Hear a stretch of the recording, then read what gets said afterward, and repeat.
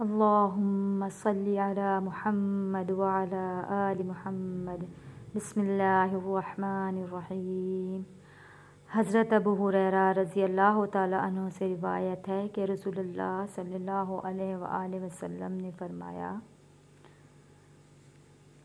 بہترین دن جس میں سورج طلوع ہوتا ہے وہ جمعے کا دن ہے۔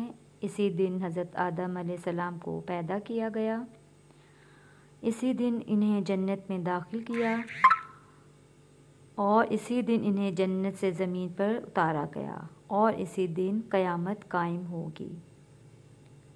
ایک اور حدیث میں آتا ہے کہ رسول صلی اللہ علیہ وآلہ وسلم نے فرمایا، جمعے کے دن ایک گھڑی ایسی ہے جس میں کوئی مسلمان بندہ اللہ تعالیٰ سے خیر کا سوال کرے تو اللہ اسے ضرور عطا فرماتا ہے۔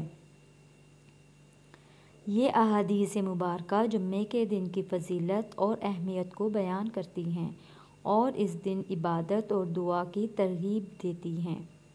جمعے کے دن کے بارے میں کئی احادیث مبارکہ ہیں جو اس کی فضیلت اور اہمیت کو واضح کرتی ہیں۔ ان میں سے چند مشہور احادیث درج ذیل ہیں۔ نمبر 1، حضرت ابو ہریرہ رضی اللہ تعالیٰ عنہ سے روایت ہے کہ رسول اللہ صلی اللہ علیہ وآلہ وسلم نے فرمایا، بہترین دن جس میں سورج طلوع ہوتا ہے وہ جمعے کا دن ہے۔ اسی دن حضرت آدم علیہ السلام کو پیدا کیا گیا، اسی دن انہیں جنت میں داخل کیا گیا اور اسی دن انہیں جنت سے نکالا گیا اور قیامت بھی جمعے کے دن قائم ہوگی۔ نمبر 2، ایک اور حدیث میں آتا ہے کہ رسول اللہ صلی اللہ علیہ وآلہ وسلم نے فرمایا، جمعے کے دن ایک گھڑی ایسی ہے جس میں کوئی مسلمان اللہ تعالیٰ سے خیر کا سوال کرے اور اللہ اسے ضرور عطا فرماتا ہے۔